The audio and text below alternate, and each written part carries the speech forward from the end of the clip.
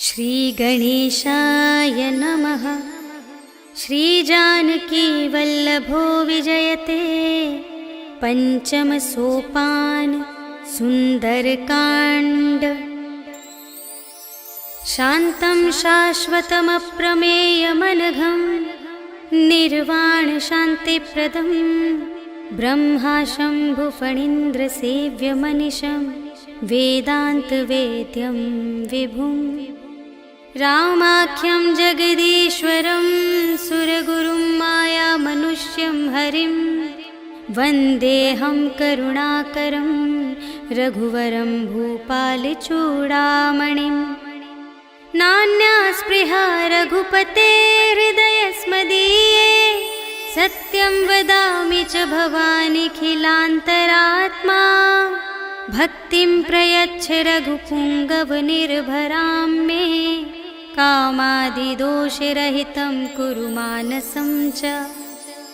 अतुलितबलधामं हेमशैलाभदेहं धनुजवनकृशानुं ज्ञानिनामग्रगण्यं सकलगुणनिधानं वानराणामधीशं रघुपतिप्रियभक्तं वातजातं नमामि।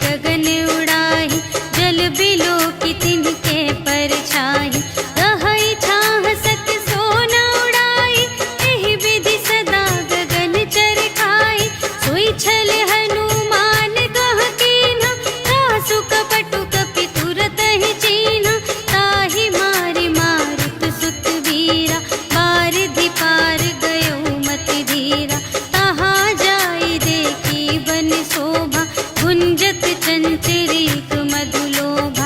नाना तरु फल फूल सुहाए, खग मृग वृंद देखि मन भाए। शैल विशाल देखि एक आगे, ताव पर धाये चढ़े उभय त्यागे। उमा न कछु कपि कै अधिकाई, प्रभु प्रताप जो कालहि खाए। गिरि पर चढ़ी लंका तेहि देखी, कही न जाई अति दुर्ग विशेषी। अति उतंग जल निधि चहु पासा, कनक कोट कर परम प्रकाशा। कनक कोट विचित्र मणिकृत, सुंदरायतना घना। चहु हट्ट हट्ट सुबट्ट बीती, चारुपुर बहुविधि बना गज। बाजी खच्चर निकर पदचर, रथ बरूथन ही को गने। बहुरूप निश्चर झूठ अति बल, सेन बरनत नहीं बने बन। बाग उपवन वाटिका सर, कूप बापी सोहहि नर। नाग सुर गंधर्व कन्या, रूप मुनि मन मोहहि कहूँ। माल देह विशाल शैल समान, अति बल गर्जहि नाना अखारिन।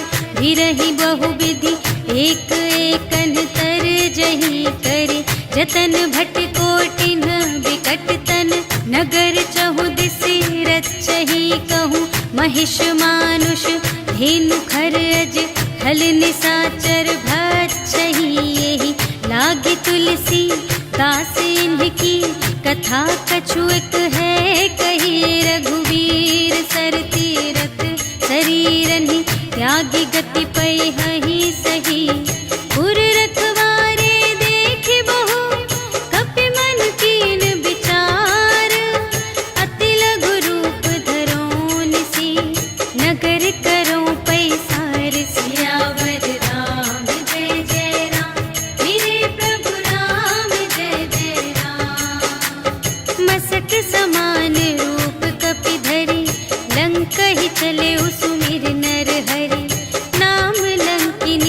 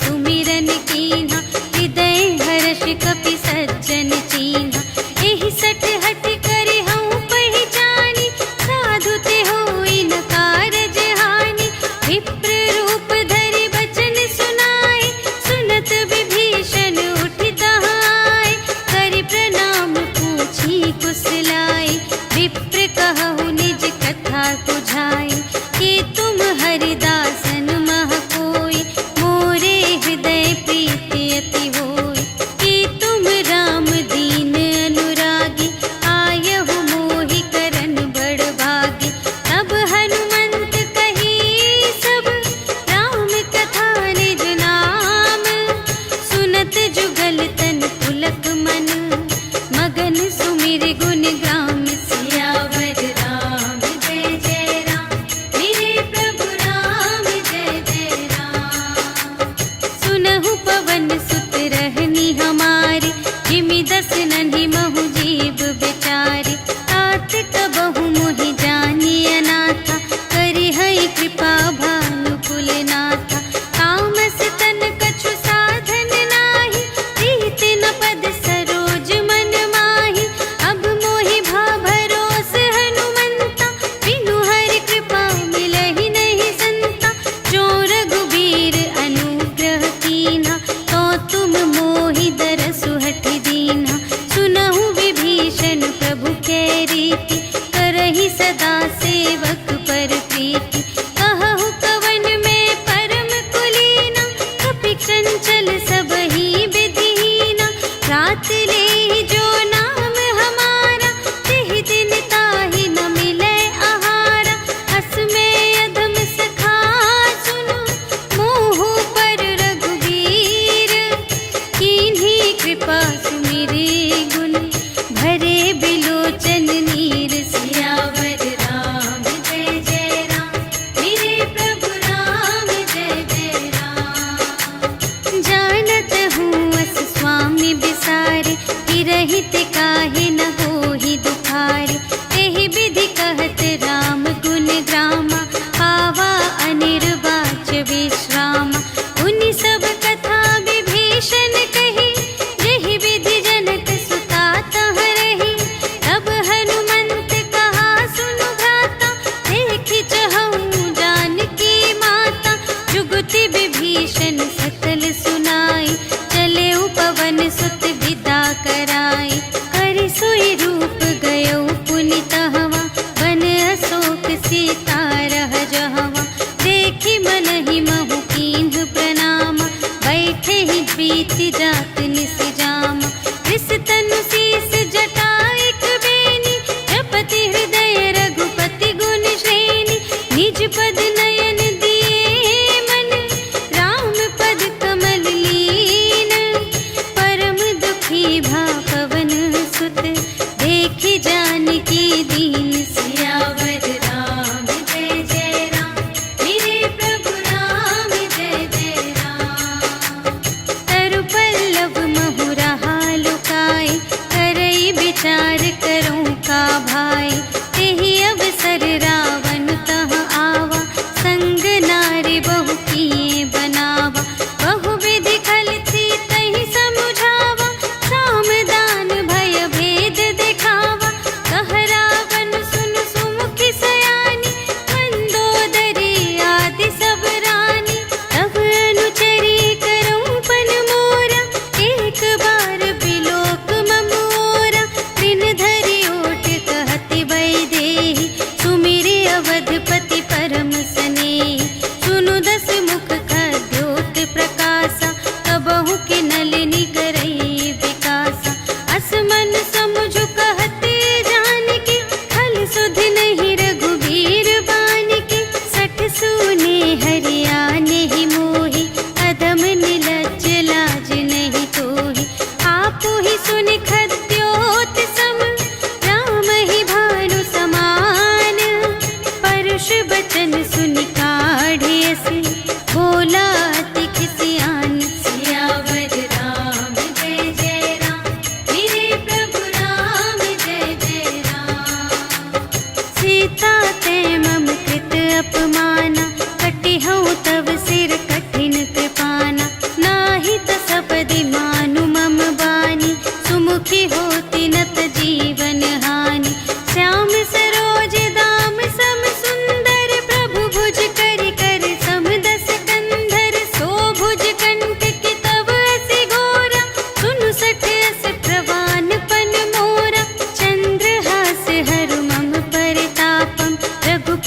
विरह अनल संजातम, शीतल निशित बहसि बरधारा, कह सीता हरु मम दुख भारा।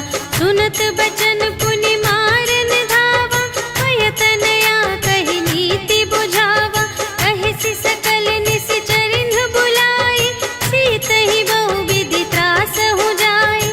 मास दिवस महु कहा न माना, तो मैं मार बिकाढ़ी कृपाना।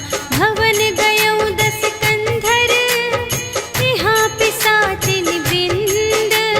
सीतहि त्रास दिखावही, धरहि रूप बहुमंद। सियावर राम जय जय राम, मेरे प्रभु राम जय जय राम। त्रिजटा नाम राक्षसी एका, रामचरण रति निपुण विवेका। सबन्हु बोली सुनायसि सपना, सीतहि सेई करहु हित अपना। सपने बानर लंका जारी, जातु धान सेना सब मारी। हर आरूढ़ नगन 10 सीसा, मुंडित सिर खंडित भुज बीसा। एहि विधि सो दक्षिण दिस जाई, लंका मनहु विभीषण पाई। नगर फिरी रघुवीर दोहाई, तब प्रभु सीता बोली पठाई। यह सपना मैं कहूँ पुकारी, होई ही सत्य गए दिन चारि। तासु बचन सुनिते सब डरी, जनक सुता के चरणन ही परी। जहाँ तहाँ गई सकल तब, सीता कर मन सोच। मास दिवस बीते मोहि, मारे ही निशिचर पोछ। सियावर राम जय जय राम, मेरे प्रभु राम जय जय राम। त्रिजटासन बोली कर जोरी, मातु विपति संगिनी तै मोरी। तजो देह करु बेगी उपाय, दुसह बिरहु अब नहीं सही जाई। आने काठ रचु चिता बनाई, मातु अनल पुनि देहि लगाई। सत्य करहि मम प्रीति सयानी, सुनै कुशवन सूल समबानी। सुनत बचन पद गहि समझायसि, प्रभु प्रताप बल सुजसु सुनायसि। निसिन अनल मिल सुन सुकुमारी, अस कहि सो निज भवन से धारी। कह सीता विधि भा प्रतिकूला, मिलिहि न पावक मिटिहि न सूला। देखियत प्रगट गगन अंगारा, अवनि नावत एक अवतारा। पावक मय ससि स्रवत न आगे, मानहु मोहि जानि हथ भागी। सुनहि विनय मम विटप अशोका, सत्य नाम करु हरु मम शोका। नूतन किस लय अनल समाना, देहि अग्नि जन करहि निदाना। देखि परम बिरहा कुल सीता, सोछन कपिहि कलप समबीता। कपि करि हृदय विचार, दीन्हि मुद्रिका डारि। तब जन अशोक अंगार दीन, हर्षि उठी कर गहेउ। सियावर राम जय जय राम, मेरे प्रभु राम जय जय राम। तब देखी मुद्रिका मनोहर, राम नाम अंकित अति सुंदर। चकित चितव मुद्री पहचानी, हर्ष विषाद हृदय अकुलानी। जीति को सकई अजय रघुराई, माया ते असि रच नहीं जाई। सीता मन विचार कर नाना, मधुर बचन बोले हनुमाना। रामचंद्र गुण बरने लागा, सुनतहि सीता कर दुख भागा।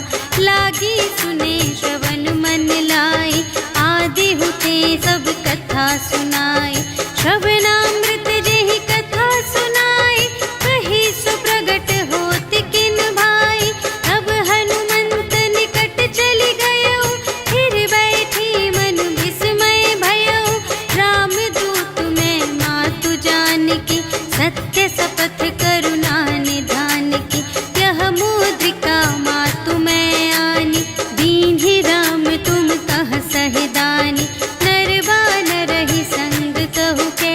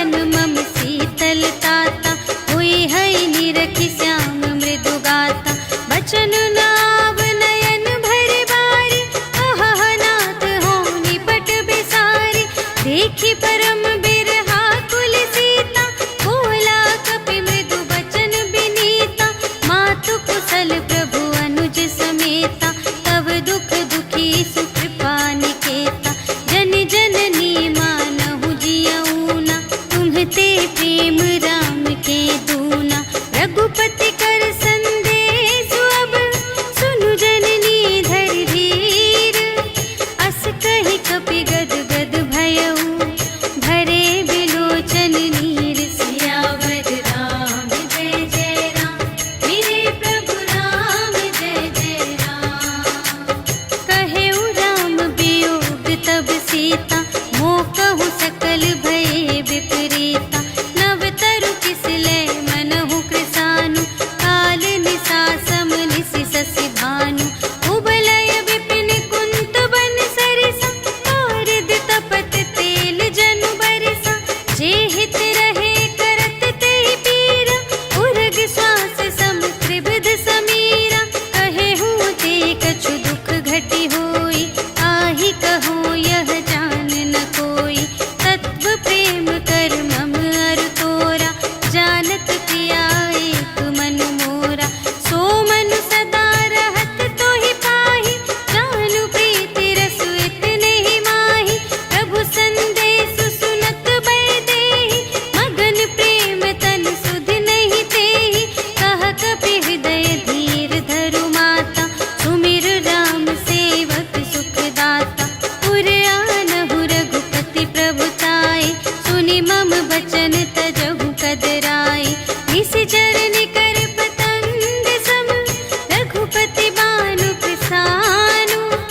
जननी हृदय धीर धरु, जरे निशाचर जान। सियावर राम जय जय राम, मेरे प्रभु राम जय जय राम। जो रघुबीर होति सुधि पाई, करते नहीं विलंब रघुराई। राम बान रबिउए जानकी, तम बरूथ कह जातु धानकी।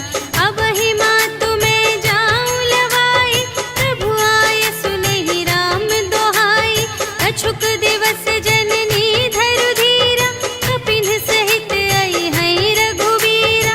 निशिचर मारि तोहि लय जय हैं, तिहु पुर नारद आदि जसु गए हैं।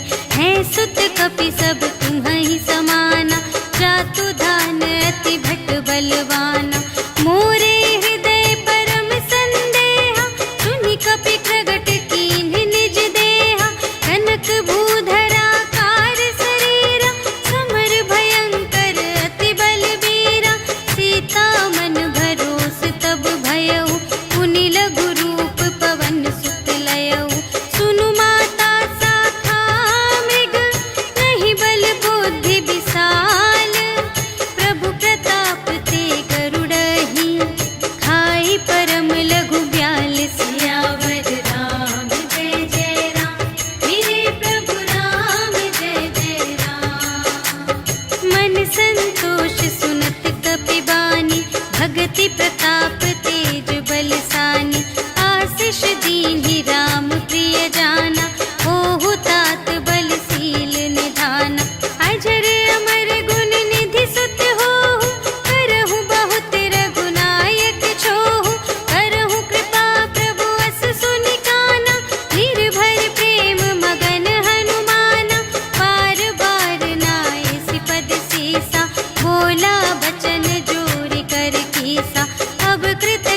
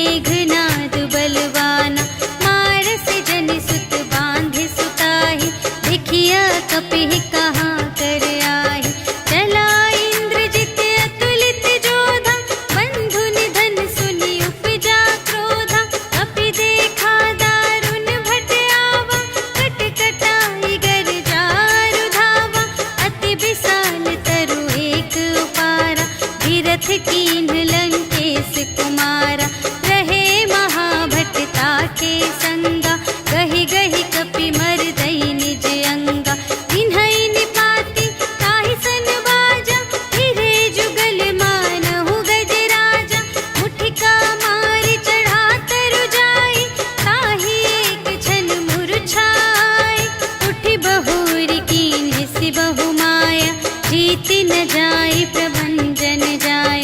ब्रह्म अस्त्र तेहि सांधा कपि मन कीन्ह विचार। जो न ब्रह्म सर मानव महिमा मिटई अपार। सियावर राम जय जय राम, मेरे प्रभु राम जय जय राम। ब्रह्म बाण कपि कहूँ तेहि मारा, करते हूँ बार कटक संघारा। तेहि देखा कपि मूर्छित भयउ, नाग पास बांधे सिलय गयउ। जासु नाम जपि सुनहु भवानी, भव बंधन काटहि नर ज्ञानी। आसु दूत की बंध तरुआवा, प्रभु कारज लगी कपिहि बंधावा। कपि बंधन सुनि निश्चर धाये, कौतुक लागी सभा सब आए। 10 मुख सभा देखि कपि जाई, कहि न जाए कछु अति प्रभुताई। कर जोरे सुर दिसप बिनीता, त्रिकुटि बिलोकत सकल सभीता।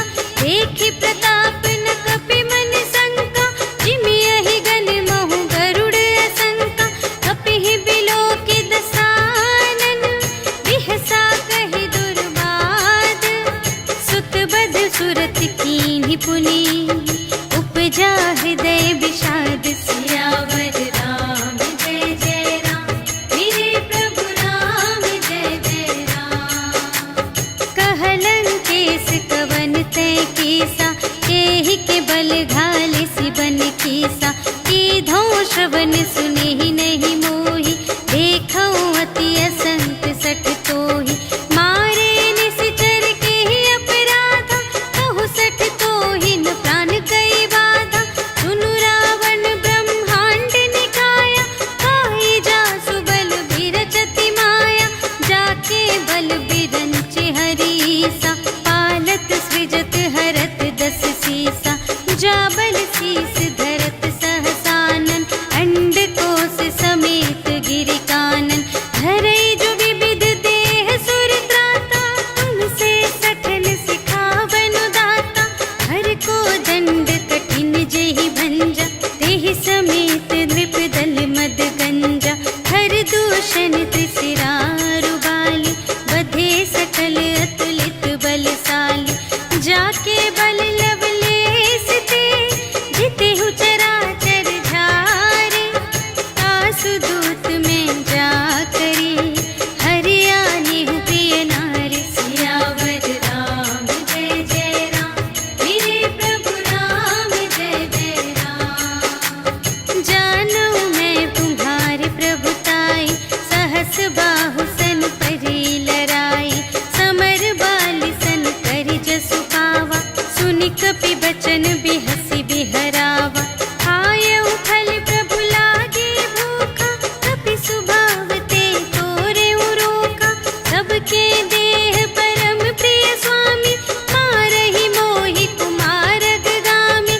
जिन्ह मोहि मारा ते मैं मारे, एहि पर बांधेउ तनय तुम्हारे।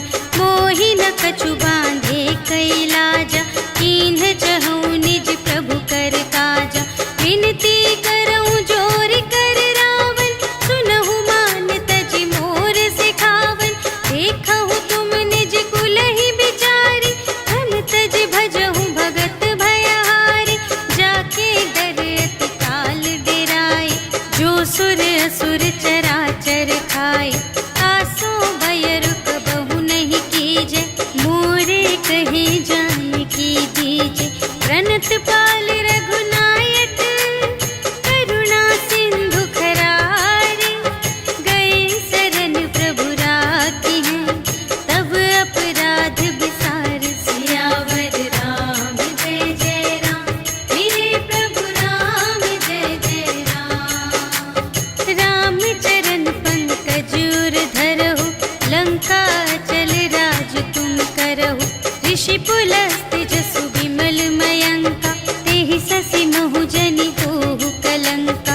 राम नाम बिनु गिरा न सोहा, देखु विचार त्यागी मद मोहा। बसनहीन नहीं सोह सुरारी, सब भूषण भूषित बर नारी। राम विमुख संपत्ति प्रभु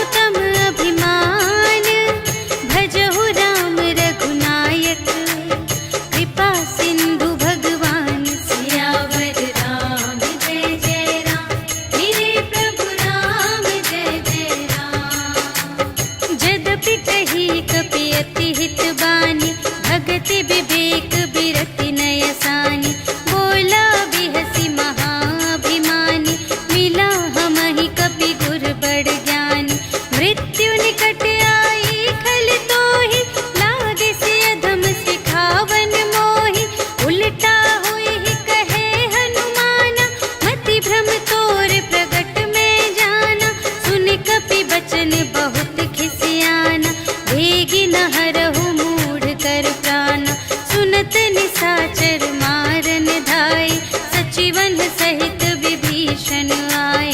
नाय शीस कर विनय बहुता, नीति विरोध न मारिय दूता। आन दंड कछु करिय गुसाई, सबहि कहा मंत्र भल भाई। सुनत बिहसि